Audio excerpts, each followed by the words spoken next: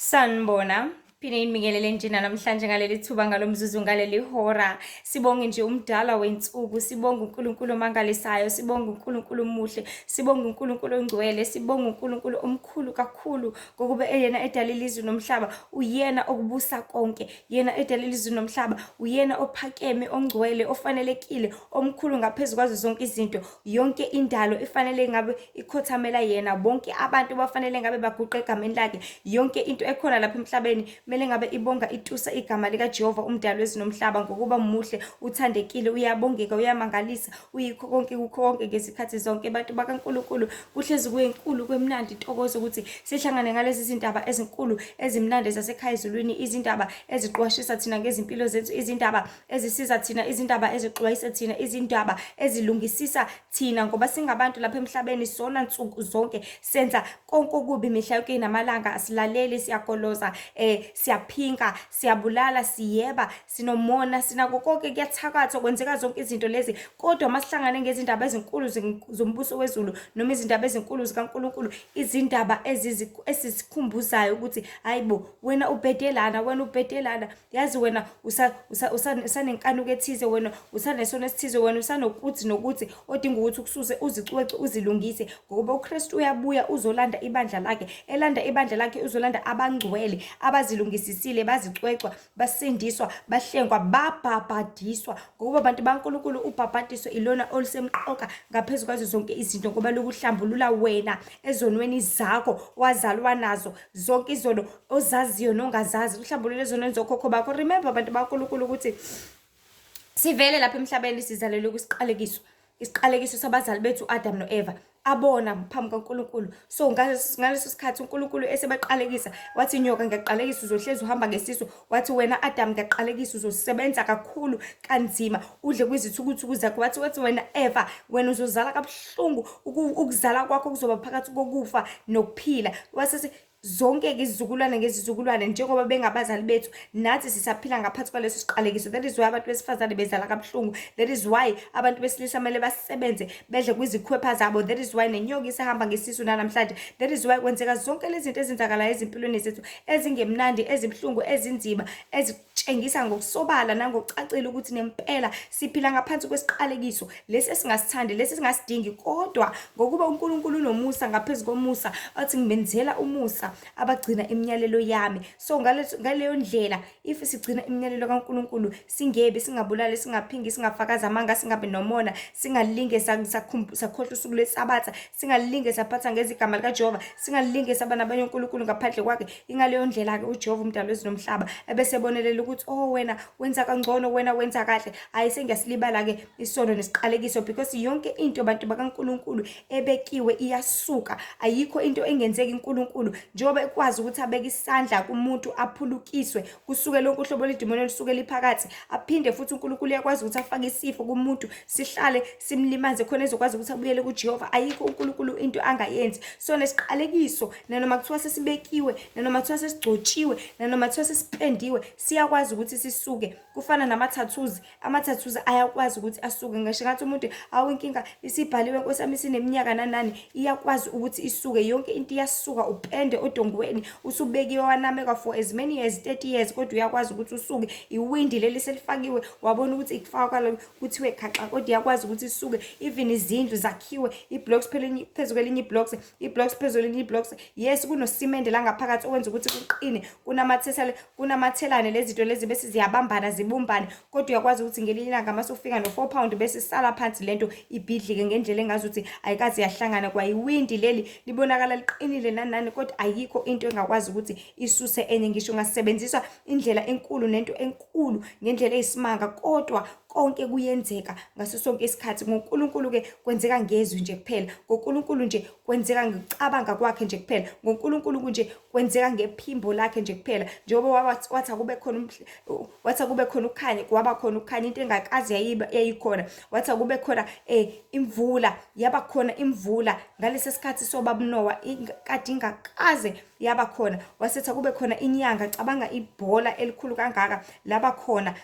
Ngelinye ilanga methanda ukususa futhi leli bhola engalisusa, ngelinye ilanga methanda ukuyenza lento engayenza. That is what is going to happen. Nangomhla wokuphela uzosuswa inyanga, izosuswa ilanga, uzosuswa izinkanyezi, ayizobalwa iminyaka, ngoba ubusuku abukho. Kuzobe kukhanyisa inkazimulo kaNkulunkulu nje kuphela, kuzobe kukhanyisa uqobo lwakhe nje kuphela, kuzobe kwenziwa intando yakhe nje kuphela lapho kulomhlaba omusha uKristu asibusise wasethembisa ngawo. Kodwa athi bonke abantu abafisayo ukubona lokhu kuphila okuphakade mabaphenduke, bavume izono zabo, bahlengwe, basindiswe, babhabhadiswe. Kumyalezo kakhulu uJehova umdali wezulu nomhlaba angithume wona ngokufinyelela kimi ngezibonakaliso ngoNovember, ukuthi hamba utshele abantu ukuthi mabaphenduke, bahlengwe, babhabhadiswe, ngoba umbuso wezulu ususondele. Kusemqoka ukubhabhadiswa, ngoba ususwa leziya zono zokhokho bakho, ususwe izono zabazali bakho, zonke izinto ababekwenziswa zona usemncane, unganakile, ungaboni, ungazi, ungaqondi, ususwe zonke lezo zono.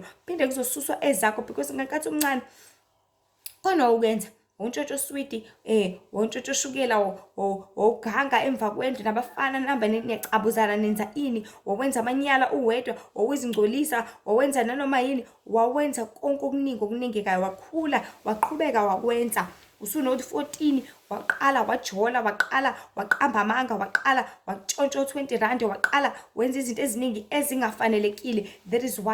That is why udinga ukuthi uhlengwe, ubhabhadiswe, khona kuzosuka zonke lezi zinto ezingcolisile, because ungcolile kakhulu ingaphandle kanye nengaphakathi lakho. Namanje kunezinto eziningi ozenzayo njengamanje, mhlasimpe uyaphuza, mhlasimpe uyafeba, mhlasimpe wenza inanana, ungcolisa leli dokodo leli uJehova umdali wezulu nomhlaba athe ezweni lakhe encwadini abaseKorinte, lo mzimba lo uyithempeli likaNkulunkulu, ongamele wenze nanoma yini oyithandayo ngayo, ongamele wenze nanoma yini oyicabangayo ngayo, kodwa kumele njalo uhlezi uliprepare leli gumbi leli ukuthi lizohlala umoya ongcwele, umoya weqiniso, khona uzokwazi ukuthi ukholele ezindleleni zonke zokulunga, khona uzokwazi ukuthi uhambe nawo, khona uzokwazi ukuthi ukusize, khona uzokwazi ukuthi ukulekelele, khona uzokwazi ukuthi wenze intando kaNkulunkulu lapha emhlabeni. Ukuthi ngale nkathi usubhabhadiswa, uhlambulule enyameni, bese wamkela ukuhlambuluka, ube clean, bese uhlambuluka nasemphefumulweni, ila khona usuwamkela umoya kaNkulunkulu, umoya ongcwele, khona uzohlala nawe. Ngoba simele sihlambuluke izindawo zombili, uhlambuluke enyameni, uhlambuluke emphefumulweni. Enyameni uhlambuluka kanjani? Uhlambuluka ngokuthi ugeze, bese kuthi uwashe lezi impahla zakho, ungaziphindi izimpahla kade uzigqokile. Bese emphefumulweni uhlambuluka kanjani? Uhlambuluka ngokuthi uvume izono zakho,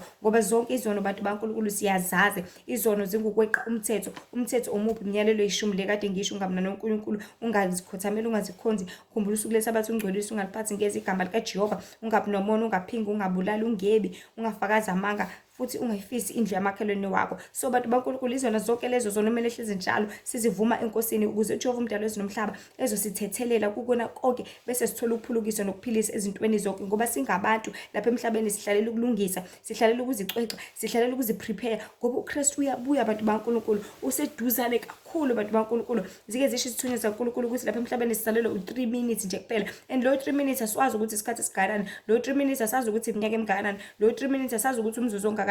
Kodwa into futhi ekumele ukuthi iqaphele, ngihlezi ngiqikelela kakhulu ukuthi kumele siyazi ukuthi ukufa kuseduzane kakhulu bantu baNkulunkulu ngendlela esimanga. Yes, wena ungayitshela ukuthi hayi mhlasimpe ngisazohlala, ngisazophila, ngisazokwenza u1 no2 no3, kodwa vele kufike qala ukufa, ngoba uKristu sangathatha another 500 years ukuthi abuye emhlabeni, ngoba bekezelela abantwana babantu. Sangathatha another many years, but umbuzo uthi wena uzosurvive yini ukuze ufike at least ku100 years? Usazosurvive yini ukuthi uzofike at least ku200 years? Ngoba njengamanje abantu sebefa bena40, njengamanje bafa abantu bena20, njengamanje abantu bafa ngezindlela eziningi, nangandlela yonke ekhona lapha emhlabeni, ukudla, amanzi, konke okukhona njengamanje. Ogesi bayabulala, ungachoka ogesi ufe same time. Inqola zomlilo, amasathane esahleze eginqa njalo day in day out. Angiphathi ke nje kulesikhathi sokugcina, angiphathi ke nje ikhathi sokuDecember. Abantu betravela left right and center, amadimoni alindile, prepared ukuthi azosebenza, prepared ukuthi azothola igazi, prepared ukuthi azowondla abaphathi babo, because ngokuthola kwabo igazi basuke ukhona osewomile ngaleso sikhathi, bese ke eyotholelwa igazi kuleyo ndawo, bese kukhandwa ingozi kuleyo ndawo, khona ezokwazi ukuthi ahanjisele leli gazi alilangazelelayo nelifunayo. Because wonke ama-kingdom lapha emhlabeni kuzohlezi kuzoba nokulangazelela kwezinto ezithize ngaso sonke isikhathi. So bantu baNkulunkulu mehleze sazi siqonde ukuthi kusemqoka kangakanani ukuthi sihlale njalo sizibuyisele enkosini, kusemqoka kangakanani ukuthi sihlale njalo senze intando kaNkulunkulu, kusemqoka kangakanani ukuthi sihlale njalo sizibuyisela ngokuzilahla kuJehova umdali wethu nomhlaba. Sithi Nkosi siyazi, Nkosi sibonile, Nkosi siyavuma, impela sikwenzile okubi, impela sonile, impela sifebile, siphingile, siphuzile, impela sibhemile, singcolile, sikwenze konke. Kodwa ngoba siyakulangazelela umbuso wezulu, siyacela ukuthi usihlambulule namhlanje. Kodwa ngoba siyakulangazelela ukuphila okuphakade, siyacela ukuthi usize Nkonyama yezulu. Bese siyakwazi ukuthi sihlale ebukhoneni baNkulunkulu, sizondle ngezwi lakhe, senze intando yakhe kusemanje sisaphila. Ngoba sophinde libe khona elinye ithuba. Yabo lelo nalo njengamanje, unalo namhlanje. Awazi ukuthi kusasa uzovuka yini, awazi ukuthi next week uzokufica yini, awazi ukuthi kwayi-alarm lakho leli ulicuphile. Ulicuphele everyday ukuthi lo everyday uyophenduka kubo everyday kodwa usungasekho wena. So bantu baNkulunkulu kubalekile usemqoka ukuthi hlezi njalo sizilungisa izindlela zethu, sizicwecwa, sibuyela enkosini umdali wethu nomhlaba, ngoba uyasithanda, usasibekele, usithandile, usasenzela umusa ngaphezulu komusa, usasibonisa ububele bakhe ngaso sonke isikhathi, ngazo zonke izinto nangazo zonke indlela. Okudinga ukuthi thina bantu siqine njalo sizibuyisele kuye. Iwona umyalezo hlezi usemqoka ukuthi bantu baNkulunkulu phendukani ngoba umbuso wezulu ususondele. Izona izindaba ezimnandi kulesi sikhathi sokugcina esiphila kusona njengamanje, ukuthi umbuso wezulu ususondele. Kuyona asiphendukeni ezonweni zonke, kukunengeka konke, kuba umnyama bonke, ihlazo lonke. Ihlazo seliphelile njengamanje lesi sikhathi sokugcina. Amanyala andile, ama-2000 afike nalonke uhlobo lamadimoni angaqondakali, afike nalonke uhlobo lokunengeka, whether it's teenage pregnancy, whether izinto I quote ubrother Enigma ekufundisa kakhulu ngama-2000 ukuthi there's a spirit behind lezi ngane ze-millennium, and lezi zingane lezi zazi zonke izinto, lezi zingane lezi zenza noma kanjani, lezi zingane lezi ayisesinawo amahloni okuthi hawu ubaba omdala ungithinte emathangeni. Cha, iyona into ayithandayo leyo, iyona into ayifunayo leyo, kunalokho ukuthi go deeper.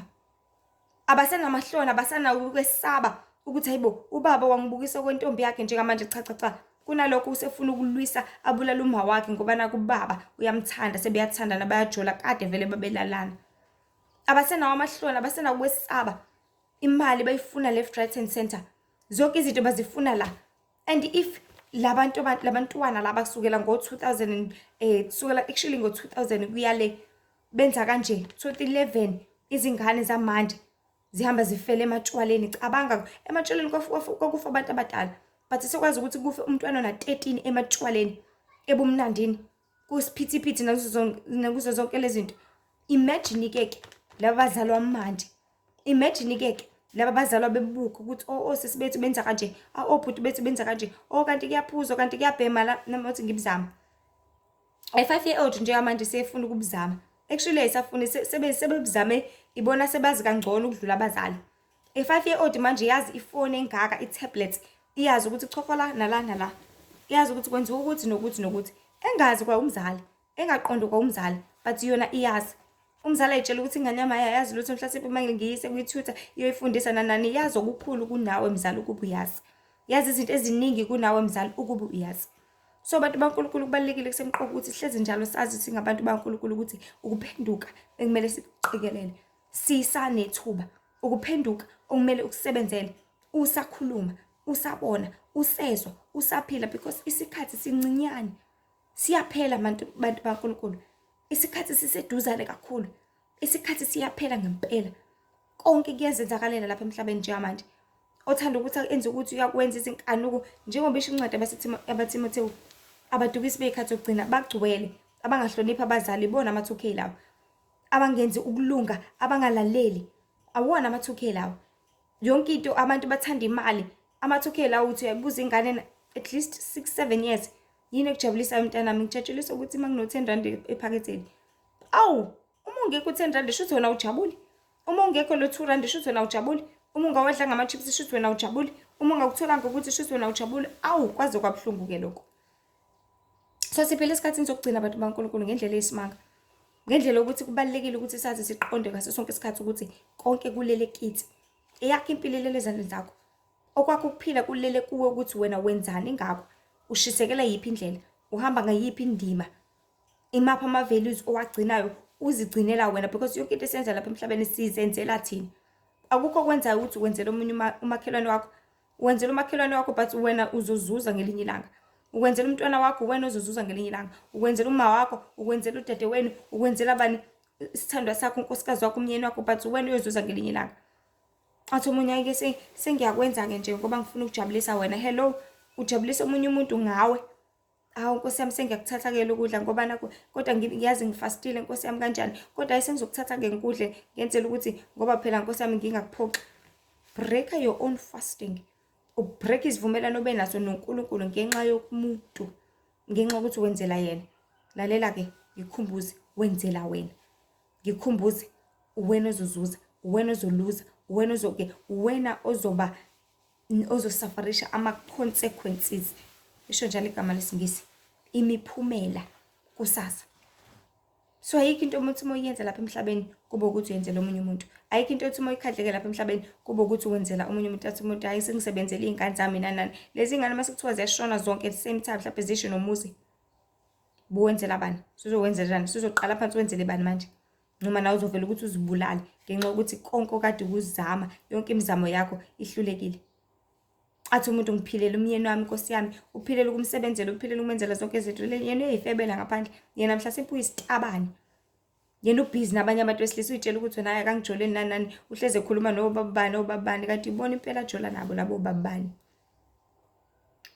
So lapha emhlabeni kubalulekile ukuthi siqikelele, sazi ukuthi yonke into esiyenzayo sizenzela thina.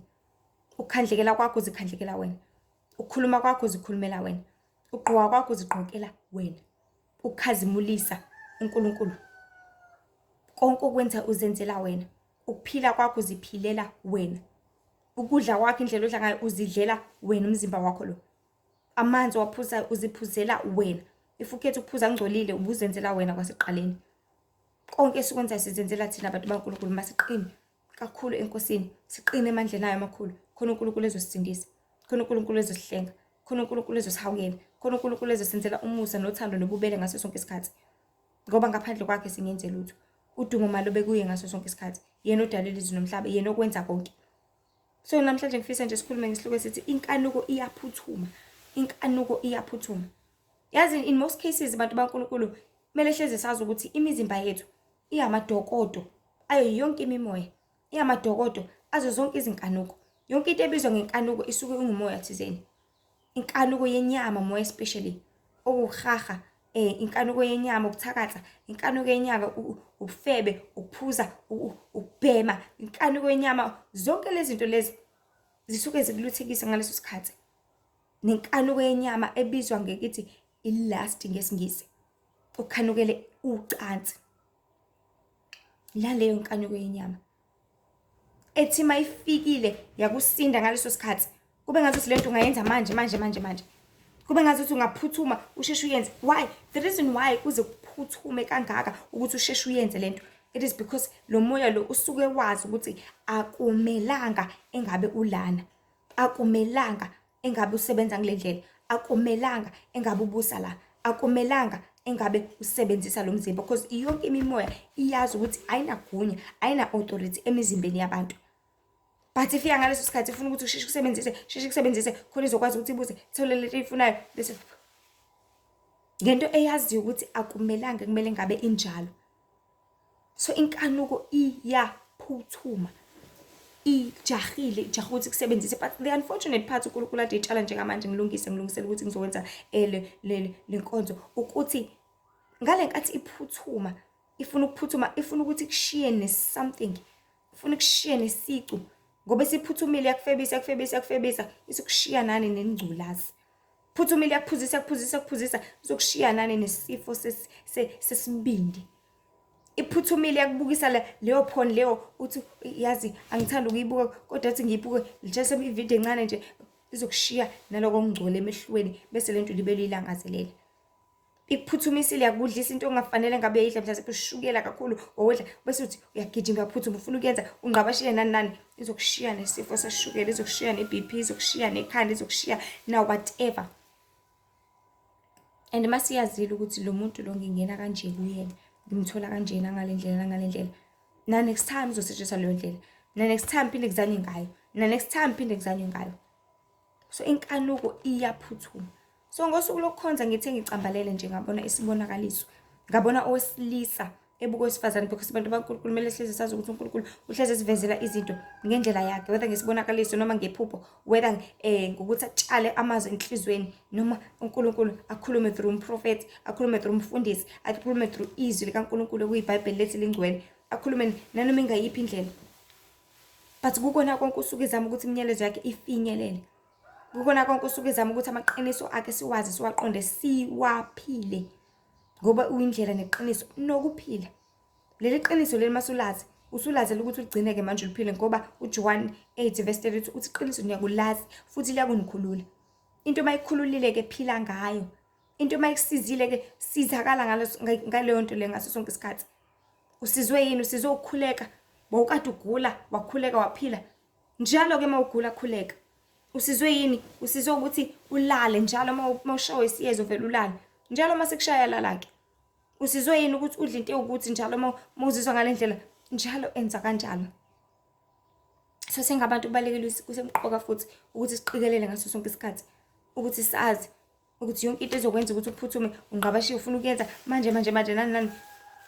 Inkanuko leyo akumele ngabe shuthi kuyenzeke emzimbeni wakho. Akumele ngabe shuthi because lo moya usuke usula usuhleli usuthi ngiyamhambisa lo muntu ngimisa kuleya ndawo ngiyomphuzisa ngiyomenzisa yonke lento.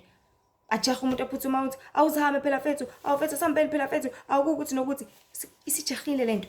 Isijaha ukusebenza, because in most cases into emele siyazi abantu baNkulunkulu ukuthi njengoba sinemphefumulo, njengoba singabantu, imoya iyazi ukuthi uNkulunkulu uyakhuluma nathi. Imoya iyazi ukuthi uNkulunkulu uyasiyala. Imoya iyazi ukuthi uNkulunkulu uyasixwayisa. Imoya iyazi ukuthi uNkulunkulu uyasiqondisa ezindleleni. So yenzela ukuthi angaze afike uNkulunkulu azovusa lo mphefumulo bese uyaphaphama bese uyabona ukuthi hayibo naku konakala naku ngcolisa umzimba wami, naku ngenza kunengeka, naku ngihamba ngezinkaluko, naku ngenza 1 no 2 no 3. So kale kathi kudungwa ingqondo yakho isathe umphefumulo wakho wathi ukulahleka kancane ingqondo yathi ulahleka bese yafika lenkaluko ikwenze quickly ngokusheshsha khona uzokwazi ukuthi ithole lento eyifunayo ngaleli gumbi, because imimoya ayinawo amagumbi. Unlike thina sibusisiwe ngezindlu zokuhlala. Le indlu yokuhlala for umphefumulo wakho ukuthi uma usuhleli la bese uyasebenza. So yona ayina zindlu zokuhlala. Yona yemoya nje kuphela edwanguzayo ethanda ukuthi isebenzise zona lezi zindlu lezi ezikhona lapha emhlabeni. Ayisebenzise ngokungana kwabantu, ngokungaqondi kwabantu, ngokungazinakekeli kwabantu, nangongenza into efanelekile. So abantu uma bengazihlambululi enyameni yabo, inyama bezohlezi ingcolile ukulanda every spirit esingcolile ukuthi ihlale kubona. If abantu bengazihlambululi ezingqondweni nasemphefumulweni nangaphakathi, kuzohlezi kulandeka noma umuntu umoya ozokucontrola ingqondo yakho bese ihlezi njalo icabanga izinto ezingafanelekile nezingcolile. So inkanuko iyaphuthuma, inkanuko ijahile, inkanuko ifuna ukwenza umathanda. So ngibona isibonakaliso lapha ngokuvezela uNkulunkulu owesilisa ebukosifazane lele phansi. Usheshise uqaqa ibhande lakhe masinya, uyaliqaqa. Sorry, lesisibonakaliso senzeke kuleli sabatha lesiphuma kulona. Was it umhla ka-14? Yes, mhla ka-14 December. So iyaphuthuma uyaqaqa ibhande lakhe ngokusheshsha, uqaqela nje ukuthi Nkosiyami angazi lento aqaqa ibhande lakhe ngokusheshsha bese waqala wamdlengula nani. So mayimbuka because uthi maqaqa ibhande embuka lo wesifazane enzela ukuthi ifocus yakhe ingeze usuka la, ifocus yakhe ibe kusekuthenini ngifuna ukuyenza lento, ibe sekuthenini lento engifuna ukuyenza ngifuna ukuyikhandlekela ngizogcina ngiyenzile nangampela. So ukunaka kwakhe kwamenza ukuthi ahlale la, kwamenza ukuthi abuke lo wesifazane, kwamenza ukuthi enze yonke lento afuna ukuthi ayenze. So abantu baNkulunkulu kumele hlezi sazi ukuthi ngaso sonke isikhathi inkanuko iyaphuthuma. Inkanuko ifuna ukuthi isebenze ingqondo yakhe isahambile. Kodwa lokho futhi kwenzeka isikhashana up until uzujwayele, up until uzuvume wena ukuthi hayi impilo yami shuthi vele mina ngiyakuthanda ukuthi shuthi vele mina nje ngingenzani ngaphandle ukuthi ngiphuze lamagama abawashoyo abantu ukuthi awushuthi masingaphuzi singathakatha. Sebekwamukelile, sebevumile ukuthi okay thina siphuza ngalendlela, sebevumile ukuthi thina silala kubona sithanda singathandi, sebevumile konke. Kanti abantu baNkulunkulu akumele ngabe kuba khona into esibusayo singabantu lapha emhlabeni. Akumele ngabe khona into ozoyibiza ngokuthi eyakho. Akumele kube khona ngoba ngaso sonke isikhathi singabantu siphilela ukuthi njalo senze intando kaBaba ohlala ekhaya ezulwini. Sihambe ebukhoneni bakhe, sihambe ngokusizwa nguye nangokukholwa nguye ngaso sonke isikhathi. So if isoholwa izinto eziningi ezahlukahlukene nani senze yiphi intando? Sihamba ngentando yezinkanuko, sihamba ngentando yani. And kuzobe sekulula-ke base usuyenza lento usuyijwayele. Uzobe usuyenza nanoma ngasiphi isikhathi, uzobe usuyenza ngokukhalela kwakho, uzobe usuyenza nanoma ngaluphi uhlobo. That is why sithola obaba abalala nezingane zabo noma inini mabethanda, because sebejwayele. Sebeze bahamba bamba baze balibala ukuthi lento wrong kangakanani. Sebeze bahamba bamba baze bakhohlwa ukuthi akumele ngabe balala nezingane zabo kanjani. But sebejwayele. Le nkanuko le yaphuthuma yaze yahlala la waze wavuma, yaze labona idimoni ukuthi okay, ikhaya lami leli lisho, sengizohlala la ngihlale naye bese siyenza lento. Yazi bantu baNkulunkulu, into ebalekile nesemqoka kumele siyazi singabantu ukuthi imimoya nobumnyama buyazi ukuthi akumele kangakanani bungene emagumeni abantu njengoba sengishilo. Mangingayibeka ngendlela esobala ukuthi ayinagunya, ayinasabelo ngoba imizimba yethu ithempeli kaNkulunkulu okungamele senze nanoma yini ngalo. Siyathola umholi nomfowethu uJesu Kristu esiyaleza ukuthi ningalinge nayinakekela kakhulu inyama kuze kuvuswe izinkanuko. Inyama kumele ngabe siyondla kakhulu ngokungaphezulu ize ifune, ize ihale, ize ihelangazelele, ize ifune lezi zinto ezifunayo ngaleso sikhathi. Ngoba ngale nkathi inkanuko yayo isivukile yama ngeenyawo, ila usuwenza into ezokungcolisa bese yenza ukuthi umoya kaNkulunkulu ungahlali kuwe. Ila uzowenza khona into ezokwenza unengeke bese yenza ukuthi uNkulunkulu angasondeli kuwe. Ila uzowenza khona izinto ezingcolile ezingafanelekile. Hambe ngezinkanuko zenyama. Kuze ziningi manje izinkanuko zenama ezandayo emhlabeni. Bonke lawo ubuka izinto ezigangile omaphone umafonini, konke lokhu kwenza izinto ezingafanelekile ukuzingcolisa, ukuphuza unamandla, ukubhema, zonke lezi zinto ingenxa yenkanuko yenyama eqhubeka yanda. And that is why njengamanje sithola abantu abalala kubona, avukele kubona, lale kubona, avukele kubona, lale kubona, because lento isimo ingame yami ubusa yabangaphezulu kwakhe. Hleze sazi ukuthi lezi zinto bantu baNkulunkulu zingena ngezinto eziningi because ama spirits abusa ngezindlela eziningi. Whether kungangena ngokuthi umuntu wakini washona wayephuza kakhulu ebese ezongena kuwena akwengame bese nawe yakwenza lokho. Ungene ngokuthi ubaba wakho wayebhema bese sengale kwethuna uzoqhubeka enza umsebenzi wesitha ukuthi ahokekise nabanye abanganeno kwethuna khona bezokwazi ukuthi baqhubeke nabo babheme. So mase sengengamile lo muntu lo uyaqhubeka ubheme noma ungasathandi because usiwe sela esethi wathi zi wahlala kuwena. And abantu baNkulunkulu inkinga lento ngendlela eyisimanga because singabantu akumele ngabe kuba nento ezokhola wenza into noma ungasathandi. But yonke into kumele siyenze ngokuhamba ngemphefumulo yethu. Ngoba imphefumulo yethu ihlukene kathathu. Iwili yakho, ingqondo yakho, imizwa yakho. Iwili yakho, ingqondo yakho, imizwa yakho. Mangithi iwili yakho ukwenza kwakho. So kumele senze into esithanda ukuthi siyenze ngaso sonke isikhathi. Not inkanuko. Athi umuntu ngiyathanda Nkosi yami ukuthi ngidle ama chips, inkanuko nje kuphela. Awu ngiyathanda mina ukuthi ngenze ukuthi inkanuko nje kuphela. Into waziyo ukuthi ayi correct izokulimaza izokubulalisa ngelinye ilanga. Ebese kuba ingqondo yakho. Ingqondo yakho ithi izindla ngani? Ingqondo yakho ithi langazela ini? Ingqondo yakho ikhandla ngani? Bese kuba imizwa yakho. Indlela ozizwa ngayo ukuthi angikhale, ukuthi angihayize, ukuthi angenze ukuthi. Iyona into econtrola umphefumulo wakho. So uma ungenamizwa, umphefumulo wakho uphi? Ingqondo yakho mayihambile, umphefumulo wakho uphi? Iwili yakho uma wenza into ongayithandi, ubona uholeleka ekuthenini uye la kwamathanda inhliziyo ungathandi, umphefumulo wakho uphi? Mhlasimpe khona la uthunjelwe khona. Futhi naye nokuthi mhlasimpe yebo impela khona la uthunjelwe khona, walahlekela khona. So siyathola kumholi wethu uJesu Kristu ukuthi uthi singanyakekela inyama kuze kuvusa inkanuko zayo. Cha, singalinge sakwenza lokho. Aphinde agcizelele ubaba uPaul encwadini yabaseGalatia chapter 5 ukuthi hambani ngomoya. Hambani ngomoya ukuze ningeke nafezekise izinkanuko zenyama. Because inyama ifuna ukwayo.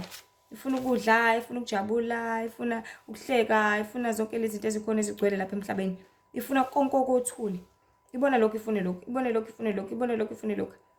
But umoya ufuna uJehova umdali wezulu nomhlaba kuphela. Because iyona connection esinayo naye. Ikona kuxhumana esinako naye uJehova umdali wezulu nomhlaba uNkulunkulu wethu. Sisicu sakhe, simfanekiso wakhe. Ngoba wabadala wesilisa nowesifazane wasewaphefumulela ngomoya wakhe wokuphila. Leso sicu leso esenza ukuthi ulangazelele ufuna ukuconnecta nezulu ngaso sonke isikhathi.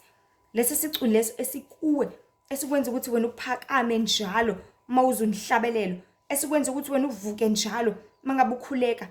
uvuke uzwe ngazuthi usuyakhuluma awusayizwa lento oyikhulumayo, ingoba umoya usuke usuconnecta nezulu ngaso sonke isikhathi. It's like uzoshiya umntwana ecrash, uNkulunkulu sekwayibeka nje kakhulu indaba. Bafika abanye abazali bayilanda ezinye ingane ihlale nje ithule, ihleli nezinye ingane njalo. Ihleli ney'ngane engazazi, ingane ezinye zisitoti, ezinye ziyayishaya, ezinye ziyintshotshela umphako, ezinye zenzela zonke lezi zinto. Ikhale. But kuyothi mase qhamuka umzali iyogqabashiya, iyomhlangabeza ngisho esangweni, iyojabula. Why? Because isiconnecta nomzali wayo, isiconnecta nomuntu emaziyo.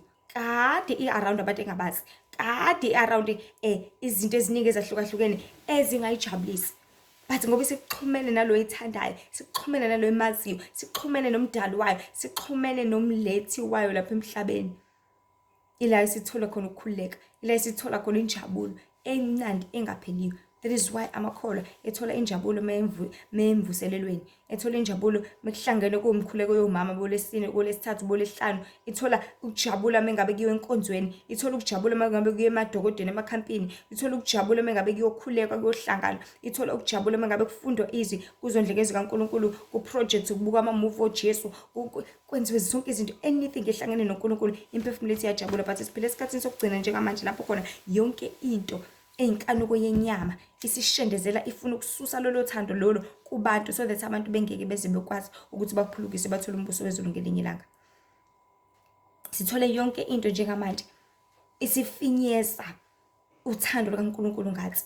Sithola yonke, actually uNkulunkulu uthando lakhe lusamile njalo ingunaphakade, but kufinyezwe olabantu ngoNkulunkulu ngezinto eziningi ezikhona.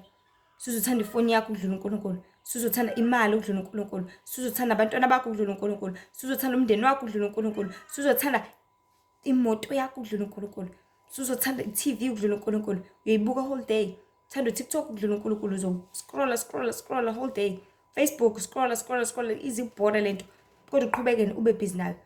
Abantu belobe beqhubeka bebe busy bebuka izinto ko-TV, into erepeatayo. Uyayibona ukuthi le movie yaphinda, uyayazi, but ufuna ukuyibuka anyways. Uyabona ukuthi yonke lento iyaphinda, uyayazi. Lonke lama movie lawo ama-bioscope ziyaphinda zonke lezi zinto uyazazi. Kade uyibuka last week, kade uyibuka, azasho umuntu ukuthi awuyazi kade isanda kudlala lento izolo noma kuthanda, but uyaqhubeka ahlalele yona. Inkanuko iyaphuthuma. Konke kujaha ukuthi wena ujwayele bese uyasuka ebukhoneni kaNkulunkulu. Konke kujaha ukuthi wena ujwayele bese uthanda kona ngaphezulu kwazo zonke izinto. But abantu baNkulunkulu masazi siqonde ezintweni zonke ukuthi uJehova umdali wezulu nomhlaba uyakubonelela konke lokho. Ngingabanga nesibonakaliso esisodwa, but I had another one, because ngaqala ngabona isibonakaliso emini, ngibona wesilisa eqaqa ibhulukwe lakhe masinye ibhandi nani. Ngaphinde futhi ngabona ntambama sengizolala ebusuku, ngibona ababili bengqunu. It's like they were ready ukuthi benze uthando ngendlela abenza ngayo, and ngaleyo ndlela uNkulunkulu waphinde fast wangibuyisela kwisibonakaliso sokuqala ukuthi ukhumbula ukuthi umbonene mina. And kwafika isihloko same time sona lesi sihloko esikhuluma ngaso namhlanje ukuthi inkanuko iyaphuthuma. And njengamanje siphila esikhathini lapho khona abantu izinkanuko zabo bahamba beze bezijwayele. Qale kuphuthuma impela, qale kujaheke impela, but kuhamba uzujwayele. And bekwabantwana abancane laba behleli belelene lapha yana, abamnyama futhi. So zonke izinto zihamba zijwayeleke, zihambe zizinze, zihambe zihlale, kube into ngesingisi phecelezi bayibiza ngokuthi inoma. So bantu baNkulunkulu, thina abantu lapha emhlabeni sesajwayela kakhulu ukondla nokunakekela izinyama ngokungaphezulu kunokunakekela imphefumulo. Ngoba kahle nayo imphefumulo ihambe ilambe kuhle kwenyama. Lezi zinto zimbili, nayo inyama nayo umphefumulo. Inyama yakho udinga ukuthi uyondle ngokuphutha ngithi khona izokhula kuze uzothola amandla. Nomphefumulo wakho ke udinga ukuthi uwondle njalo. If inyama yakho ukwazi ukuthi njalo ekseni uyacabanga ukuthi kumele ngithole iparish, nomphefumulo wakho ke unikene. Emini uyacabanga ukuthi kumele ngidle isinkwa sengilambile, umphefumulo wakho unikane. Ntambama sekumele kuphekwe isapha kuyadliwa nani, umphefumulo wakho wona unikane. Nawo kumele unakekele kuhle kwenyama. Zingamelani lezi zinto kodwa zibambisane ekuthenini wena ukhule khona uzokwazi ukuthi ufinyelele enkazimulweni kaNkulunkulu. khona uzokwazi ukuthi uthole ukuphulukiswa nokuphiliswa ngelinye ilanga. Wenze intando kaNkulunkulu usanethuba, wenze intando kaNkulunkulu usaphila, uzisiza wena, uzikhandela wena indlu yakho yangale kwethuna, uzikhandela wena impilo yakho engunaphakade, uzihlenga wena kubhubha okuza ngolaka likaNkulunkulu. Ngoba akekho ozokuhlenga, akekho ozokusindisa, akekho ozokuphulukisa, akekho ozokwenzela lutho, but wena wedwa ozozenzela. Wena wedwa ozokwazi ukuthi uzilungiselele impilo yakho. Ngoba lapha emhlabeni uma iphilele uma ifele, uma idlela ngithi uyazi ukuthi kumele uyidlele uzifide wena emlomeni wakho ukuze ukwazi ukuthi usuthe. Uyazi ukuthi kumele uvuke uhambe uyosebenza khona uzothola impilo, khona uzothola yonke into oyidingayo. Uyazi ukuthi kumele uyigqokise, uyazi ukuthi kumele ukwenze. Nomphefumulo wakho udinga uqobo lwakho, nomphefumulo wakho udinga wena, nomphefumulo wakho udinga i-attention yakho towards wona, khona uzokwazi ukuthi uyenze yonke into othanda ukuthi uyenze, khona uzokwazi ukuthi uzisize ngayo yonke indlela othanda ukuthi uzisize ngayo. So konke kulele kuwena, konke kulele ezandleni zakho, konke kulele kulangazeleleni kwakho, konke kulele ekukhandlekeleni kwakho, konke kulele kukona konke okubalekile ekumele ukuthi ukwenze. Le ndaba yemimoya yabantu baNkulunkulu yokwazi ukuthi akumele besemagumbini, yazi ifana nomuntu ofuna ukungena emahhovisi, hlasimpe ehhovisi asemabhange. Number 1, amabhange ebusuku. Number 1, azi kahle ukuthi akasebenzi la, akayena staff, but ufuna ukubona nje, ufuna ukubona ukuthi kwenzakalani, ufuna uexperience nani. Achofe ama-computer, akasebenzi la, usiyachofa nje ngokuthanda kwakhe. Akazi ukuthi kusetshenziswa kanjani, akazi ukuthi kwenziwa ini, kodwa uyachofa. And in most cases bayamosha. Athi uyakhishwa enze kuhle kwengane, ukubona ingane uthi uyayidonsa, ithi kancane kancane, iciphise, ufuna ukuthi iqhubeke iyenze le nto leyo ngendlela ekhanuka ngayo nangendlela efuna ngayo. That is what is happening nakwimizimba yabantu. Imimoya ifuna ungenele ukuthi imoshe, ingenele emzimbeni wakho ukuthi ngcolise. Uthi uyakhishwa ngokukhuleka, ifuna uqhubeka ikwenze lokho, but ngoNkulunkulu ukwenza konke ngothando lakhe nangobubele bakhe. So bantu baNkulunkulu, inkanuko iyaphuthuma, inkanuko ijahile ukusebenza. But ke if lezi zinkanuko zivunyelwa ukuthi zihlale, zizohlala yebo, fine, kulungile, bese uyajwayela, bese uhlezi njalo uhamba ngayo, bese uhlezi njalo wenza yonke into oyicabangayo noyifisayo noyikhandlekela ngaleso sikhathi.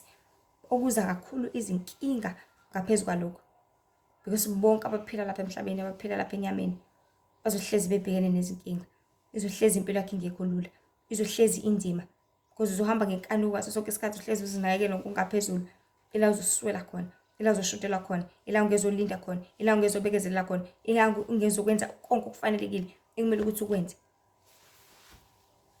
Ngobani uhamba ngenkanuko yenyama? Ngobani uhamba ngokuthanda kwakho, ngokubona kwakho, ngokulangazelela kwakho, kungengokholwa uJehova umdali wezulu nomhlaba. So bantu baNkulunkulu, mahlaze siqikelele, inkanuko iyaphuthuma. So inkanuko yenyama iba yinto efika ngaleso sikhathi. So ngalesi sibonakaliso sokuqala, lona wesilisa uyamdlungula lo mntwana, okuyinto eyenzekayo ukuthi iyisono, into eyazekayo ukuthi iyisono, akumele ngabe uyayenza. Kodwa ngoba le nkanuko yocansi isivukile njengamanje, yama ngezinyawo ngalesi sikhathi, ufuna ukuphuthuma akwenze, ungaze umphefumulo wakhe lona owazi iqiniso uphakame uphaphame, ukuze umnqande inyama ekoneni. Ngoba ukona enyameni uyajeza ngakho emphefumulweni. Konke okwenza enyameni umphefumulo wakho uyakurecord, umphefumulo wakho uyakubhala.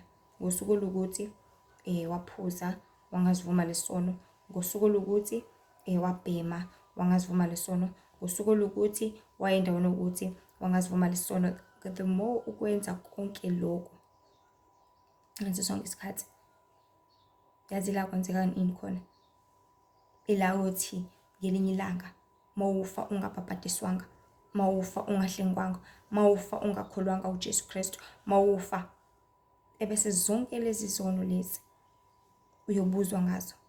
Sizodlala kuhle kwefilimu komkhulu umabonakude lo.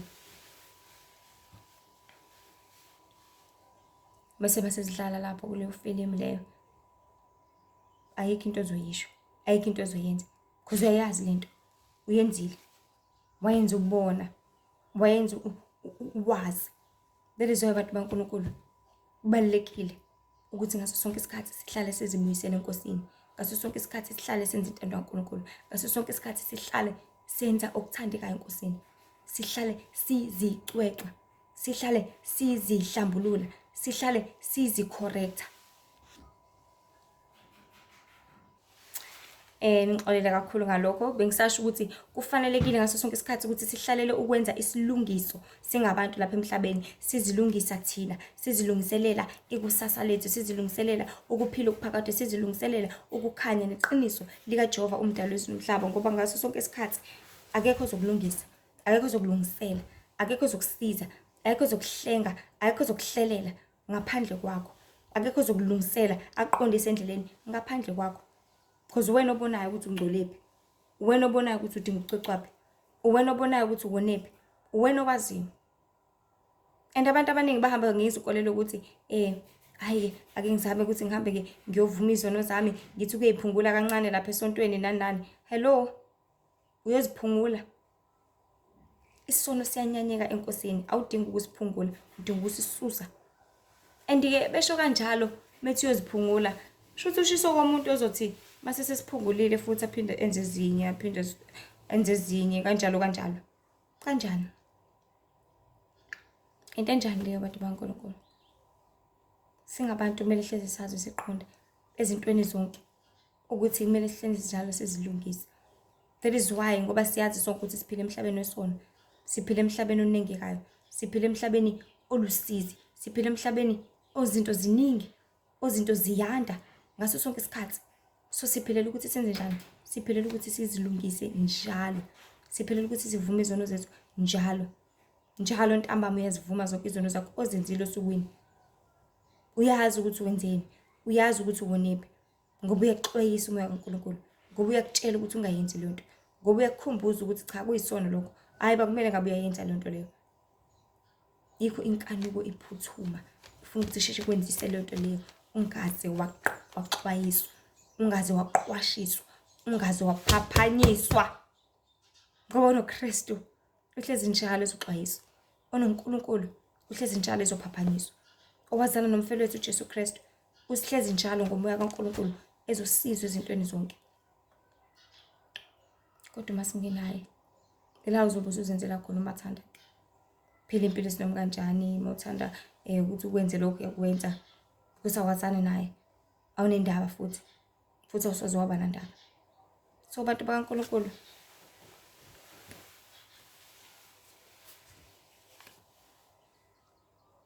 njengoba ngingabe ukuthi konke okwenza enyameni uyokujezela emphefumulweni. Uma ungafela kuso leso sono ngelinye ilanga, noma ufe ungasivumanga, ngaleyo ndlela inkanuko iyaphuthuma. Kahle le mimoya isuke ifuna ukuthi idle ikhule ngokuholela ekwenzeni lokhu okungalungile. Uze uyijwayele nawe ukubiza ngempilo yakho ukwenza okubi.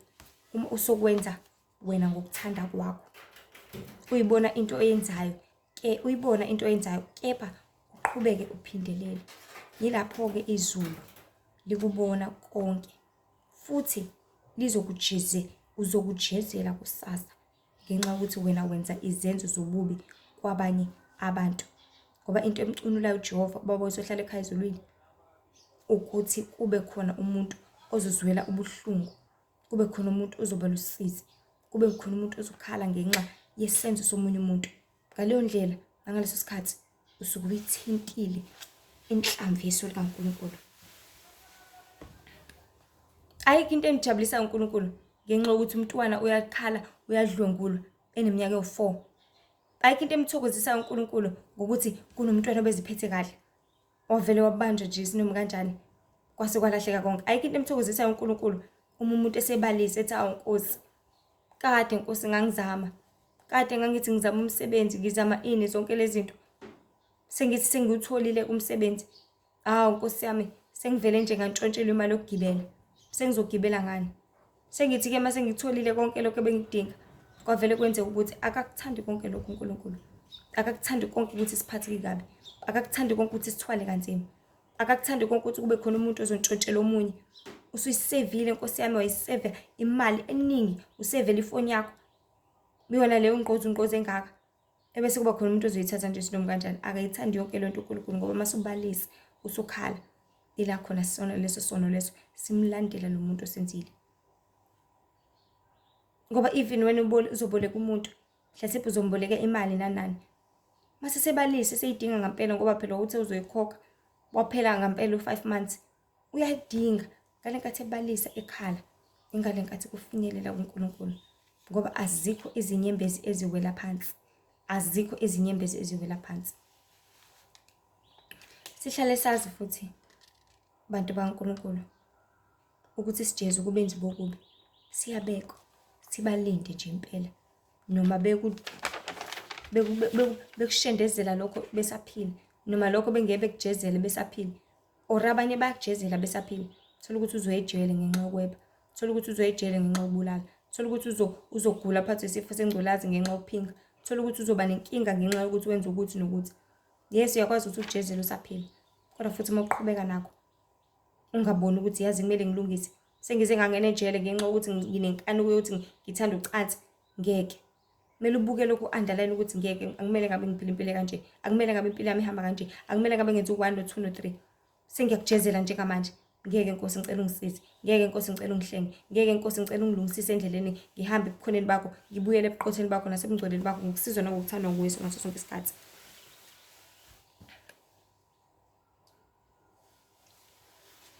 Noma babulawe isikhathi singakashayi, kodwa umthetho wempilo uthi awukwazi ukwenza okubi kubantu ebese ulindela okuhle kuwe. Kodwa kweyakho impilo akuhambi kanjalo. Wenza into wrong kwabanye abantu, wena ulindele ukuthi kube right kweyakho impilo, ulindele ukuthi wena kuhambe kahle kuwena konke okwenzakalayo kuwena, wena ubuwenza okurong kubantu. Uyadlwengula ucabanga ukuthi ezakho ingane ngeyidlwengula, uyantshontsha ucabanga ukuthi ngeke uzuntshontshele. Remember kwenzakalani kuba Pawuli, wehlezi zingela amakholwa ngithi, wehlezi washushisa, wehlezi washaya, wehlezi makuthiwa kukhandwa ngamatshe sibanibani ukuphakathi, makuthiwa sibanibani uyoboshwa ukuphakathi, yes makaboshwe, yes makenze ukuthi, makuthiwa kwenziwe into ukuthi nokuthi wayephakathi ekwenza ngaso sonke isikhathi, okwaze kwa-result ekuthenini naye mase ehamba kwijeni noNkulunkulu kwenzeke the very same thing. Naye washawa, naye waboshwa, naye wazwela ubuhlungu lo bekade ebuzwisa abantu ngaso sonke isikhathi. So singabantu lapha emhlabeni, impilo iyinikanika, impilo iyaguquguquka, impilo uthola lokho nawe okukhiphile. The more you give is the more you get. It's like ukusebenza kwi-commission, ukusebenza bese uhola nge-commission. The fact that usebenze ama-hour awu-3, uzoholela ama-hour awu-3. If ku-50 rand nge-hour, kushuthi uzohola u-150. The fact that uphushile-ke kodwa wasebenza at least amahora awu-10, uzophusha ngempela nemali ozoyithola izo-result lawo mahora awu-10. Ngoba konke kungokuthi ukhandleke wahamba kangakanani. Singakhohlwa inkanuko iyaphuthuma ukuvimbezela yonke into efaneleke necebo laNkulunkulu. So usebenze kangaka uzohola kangaka. Nasempilweni mawupha kangaka nawe uzuza kangaka, monomusa kangaka nawe wenzela umusa kangaka, monobubele kangaka nawe wenzela ububele kangaka, monothando kangaka nawe uyathandwa, mawusiza kangaka nawe uyakwazi ukuthi usizwe. Kodwa mawuhlezi njalo ugombela mhlawumbe untshontshela abantu, uboleke imali kubona uqeda ungayibuyisi, nawe kuzokwenzeka kanjalo kubona, bazoyiboleka bangayibuyisi. Yonke into oyenzayo empilweni uyenza kwabanye abantu, nawe izokwenzeka ngokufanayo. Kakhulukazi-ke kuwena izokwenzeka ngokuphindaphindiwe, khona uzobona, uzokwazi, uzofunda, uzoqonda ukuthi ngempela isondo lijika lapha emhlabeni.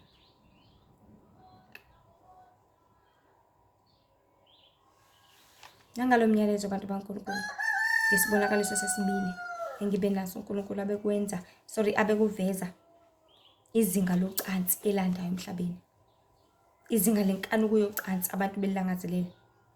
Abantwana abancane balilangazelela insuku zonke ucansi. Because kahle ucansi bantu baNkulunkulu elabantu abashadile ababili abenzile isivumelwano ukuthi ngizokuthanda impilo yami yonke. Njengoba sebethandana, sebehlalela ukuthi benze njani, bandise ikhaya, bandise umndeni. Ebese ngokuthi bahlangane ngaleyo ndlela bandisa leli khaya nangomndeni. Ingane nkathi kumele kukhandwe kona uthando khona uzokwanda ngempela lo mndeni. Kodwa kubantu abangahlangene abangabusiswanga futhi uNkulunkulu akumele ngabe kunjalo. So kahle wenza into erongi, wenza isono. So bantu baNkulunkulu mahlezi sazi siqonde ezintweni zonke ukuthi uJehova umdali wezulu nomhlaba usasibekela, usasibiyela, usasithandile, usasenzela ithuba. Njengoba ekwazi ukubona zonke lezi zinto zenzeka, abantu benza ucansi, abantu bethanda ukuthi, abantu bephinga, abantu benza zonke lezi zinto, njengoba eqhubeka ekuphilisa ukwenzile izolo wakwenza ngalela langa, uvusela ukuthi uzivumele sesono senzile izolo. Uvuke ulale kubona, walala uphuzile unjalo, wazolala deke neke. Kodwa wavuka, uvukela kulelo hlathi lelo ugcina ulahleke kulona. Uvusela ukuthi uzivume isono sakho ukuthi Nkosi ngeke. Nkosi ngeke ngikwazi. Akuyona impilo le. Nkosi ngiyazivuma isono sami. Nkosi ngicela ukuthi ungithethelele. Nkosi ngicela ukuthi ungihlenge. Because into ekumele siyisabe bantu baNkulunkulu, into ekumele kube novalo layo ukuthi mase kuthi uKristu uyabuya manje kuzokwenzakalani ngami. Mase kuthiwa nje ngiyafa njengamanje ngizoyaphi. Mase kuthiwa kwenzeka into embi kimi njengamanje kuyokwenzakalani. Mase sisabe ukufa sifele esonweni. Mase sisabe ukungcola singcoliswa ububi nobumnyama. Mase sisabe ukunengeka, sinengwa izinto ezikhona ezigcwele lapha emhlabeni. Mase sisabe konke, sidede kubona konke, sibuyele eNkosini sizondle ngezwi lakhe. Senze intando kaBaba ohlala ekhaya ezulwini. Ngokuqikelela ukuthi siphile ubungcwele, ngokuqikelela ukuthi sihlale ukhona ngokuqikelela ukudela konke, ngokuqikelela ukusondela eNkosini ngaso sonke isikhathi. So lenkanuko yocansi iyanda kakhulu. Abantu beqhutshwa izinkanuko zabo bezimbandakanya nalo bengashadile. Okuyisono kakhulu phambi kaNkulunkulu. Kodwa konke lokhu kuyaqhubeka kuyanda mihla yonke namalanga. Okungamthabisi inhlobo uJehova umenzi wezulu nomhlaba. Ngoba ukwanda kwesono, ukwanda kwebandla lasesihogweni, ukwanda kwabandla eliyakwalasha. Because the more abantu bona, the more bengcola. And the more bengcola, the more bengafanele ungena ekhaya ezulwini. And uma ungafanele zimbili kuphela indawo, ekhaya ezulwini, esihogweni, ekhaya ezulwini, esihogweni. So the more wona awuzokwazi ukuthi ungene ekhaya ezulwini. The more wenza ukunengeka, awuzokwazi ukuthi ungene emngcweleni.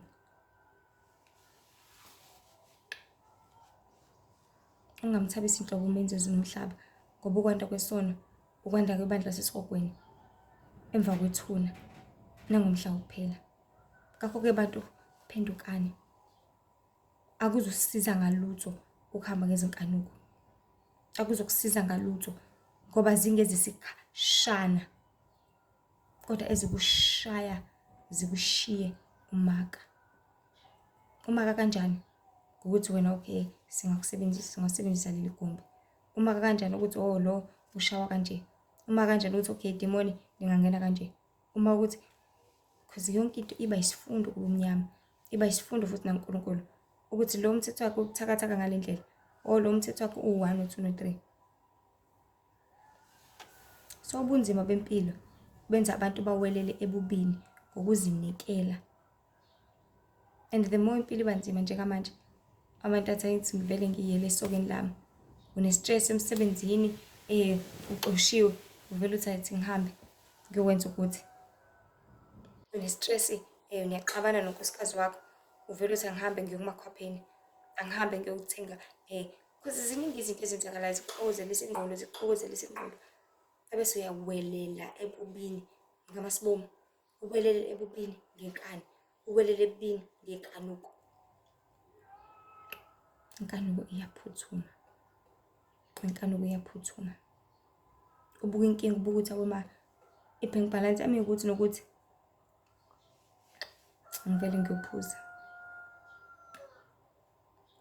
Vele angisebenzi, ngiphilelani.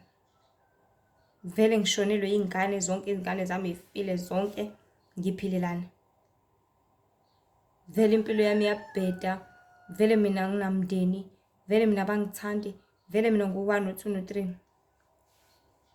Ngivele ngiy'bhemele. Kuningi okuba izimo okwenza abantu baze bawelele ebumnyameni. Kuningi okuba izimo okwenza abantu baze bakhethe ukulahla ithawula baku-give up. Kuningi okwenzakalayo okulahlekisa kuluthekisa inqwaba ngezinkinga ezikhona emhlabeni, ngezinto ezandayo nsuku zonke. But lokho angakwenzi ukuthi uwelele ebini uyey'nikela emabhubesini uthi nangu mina ngithatheni ningidle ningidwengule just because likulume kanye. But phesha la likulume khona, sigeze leso silonda, sibhandishe. Kunokuthi ngoba ngilumile bese uthi hayi ngizokunika wonke umlenze, cha. Ngizokunika mina wonke, cha. Okuyiyona mpe esikuyona abantu baNkulunkulu makholwa. Sesempini yakwamoya sesishawa ngayo yonke indlela. Ushawa ngama-finance, ushawa ngabantwana, ushawa ngezimo zempilo, ushawa ngabo bonke ubuhlungu, ushawa ezweni lakamoya emaphushweni kuzibonakaliso, ushawa ngayo yonke indlela. Abese yafika umqondo ukuthi vele ubuyele emuva. Athi umuntu bengine-stress ngavele ngadla kakhulu. Athi umuntu bengenze ukuthi ngavele ngenze ukuthi. Ngcono ngivele ngidlele leyo gathi. Ngcono ngivele ngizenzele ukuthi ngenxa yokuthi vele. Vele ngiyisalungiseka lento. Vele angisasebenzi. Vele seku-1 no-2 no-3. Kanti ngokwenza kwakho kanjalo ila uzimoshela khona kakhulu. Ngokwenza kwakho kanjalo ila so ubunzima bempilo benza abantu bawelele ububini ngokuzinikela, benze isinoma kanjani. So abantu baNkulunkulu sonke siyazi ukuthi izinto zihlelwa kanjani, zilungiswe kanjani. Kepha ngokungabi nazo zonke izidingo, ungabi nazo zonke izinsiza, inhlupheko engaphezulu abantu bazozenzela nje noma kanjani bezingcolisa. Inhlupheko isazokwanda kakhulu abantu baNkulunkulu. Abantu basezoba ne-stress, basezoba ne-trauma, basezokwenzekela izinto eziningi ezahlukahlukene okuyinkinga kakhulu. So benza amanyala bephindelela. Okwenza ngisho ivangeli lithi liyafinyelela kubo, balishaye indiva ngenxa yobukhulu bokuhamba ngezinkanuko okudlula ukuswanguluka okuqoqayo empilweni. That is why izwi kaNkulunkulu linceda phethe ukuthi hlala njalo niswangulukile. NgesiNgisi ithi be ye there, be sober minded. So hlale njalo semqondo usangulukile empilweni yakho, ukukhanyisela indlela yakho yokulunga nokuphila. Ngakho-ke bantu baNkulunkulu phendukani, nilahle konke okubi, imihoheko nezinkanuko zenyama, ukuze ningeze nalahlwa. Incwadi yaseGalatia chapter 5 iyazibeka zonke lezi zinkanuko zenyama lapho echaza ngokuphelele ngokuholwa uNkulunkulu baPawulu ukuthi abenza okunje abasoze balehla ifa lombuso kaNkulunkulu. Abenza okunje abasoze balehla ifa lombuso kaNkulunkulu. Sona ngaleli thuba isanimema abantu baNkulunkulu embusweni wezulu osusondele ngokudlulisa umyalezo wokuthi bantu phendukani ngoba ukuphela kwezinto zonke sekufikile. Nokufa sekuseduze kakhulu okuzokuphuca leli thuba ungaphinde ulifumane elinye. Hlala wazi ukuthi ukuphila kuyigugu lakho. Leli thuba elokuvuma izono zakho, lokubuyisana noNkulunkulu. Wenze zonke izilungiso empilweni yakho ngokuba lihle ithemba kusaphila ngokuba uzawufumana ukuphila okuphakade. Usangavuma ngithi, usangamamukela uKristu njengenkosi nomsindisi, usangasindiswa, usangahlengwa, usangabhabhadiswa. Ngithubele khulele ngqayizi vele khona uzokwazi ukuthi ufumane ukuphila okuphakade. Because uma uvuma enhlizweni yakho, ukuthi uJesu uyinkosi nomsindisi, udela konke okubi, ubuyela enkosini, uJehova uzawukuthethelela noma unasono siphi, noma unasono sini. Ehlele ekhaya ezulwini ungumnakekeli wakho, ehlele ekhaya ezulwini ungumbheki wempilo yakho, ungumqapheli wakho. Uhambaphi, ubukani, wenzani, ehlalele ukuthethelela, kuhlenge ezintweni zonke ngaso sonke isikhathi. So abantu baNkulunkulu nje, inkanuko iyaphuthuma, kodwa inkanuko ngeze yakusiza ngalutho ngoba izokulahlekisa kuphela. Masibuyele enkosini, sidele konke, sidede ebini, senze intando kaBaba uNkulunkulu ohlala ekhaya ezulwini ngaso sonke isikhathi, ngokusiza nangokukhulwa nguye ngaso sonke isikhathi, ngokusiza nangokuqabashiya nangokuhlala ebukhoneni bakhe. So inkosi nje ibe nani, inkosi nibusise, inkosi nisize. Nazi ukuthi inkanuko iyaphuthuma kodwa iphuthumela ukukonisa. Balekela konke okubi. Yes, kuyenzeka. Yes, usuphinde wakwenza. Yes, usazophinda ukwenze futhi kaningi. Kodwa qikelela ukuthi uvume izono zakho. Qikelela ukuthi uzibuyise enkosini. Qikelela ukuthi wenze intando kaBaba uhlale ekhaya ezulwini. Qikelela ukuthi uzihlenge, uzisindise. Qikelela ukuthi ubuyisane noKristu, uthole ukubhabhadiswa ngoba ukuphela kwezinto zonke sekufikile. Isikhathi siseduzane, sinomzuzwana singabantu lapha emhlabeni. Inkosi nje bembanani, enibusise. Ningakhohlwa ukuthi uNkulunkulu uyasizonda isono, ningakhohlwa ukuthi uNkulunkulu uyabuthanda ubungcwele. Ezinye izinkundla zokuxhumana zikhona, uTikTok, uLihle Ithemba, Facebook, Lihle Ithemba Mzobelo, bakhona khona imibhalo for abantu aba-free mode, bese uba khona nama-short 10 minutes clips.